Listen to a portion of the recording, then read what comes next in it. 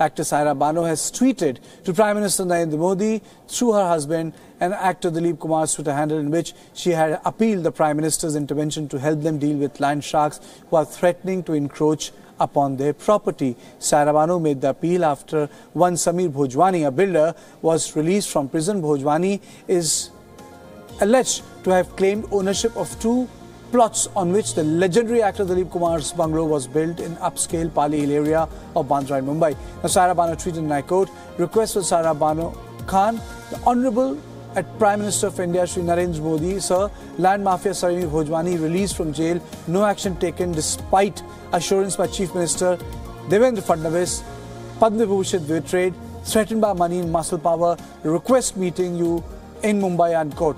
Earlier this year, Saira Banu filed a case with the police. The Economic Offences Wing of the Mumbai Police had registered a case of cheating against builder for allegedly trying to encroach upon the bungalow of the veteran actor Dilip Kumar. The Economic Offence Wing of Mumbai had raided the residence of Samir Bhojwani, from where they retrieved some knives and daggers besides other weapons. So the police had arrested Samir Bhojwani and found certain forged documents with him, through which he was trying to grab the veteran actor's bungalow.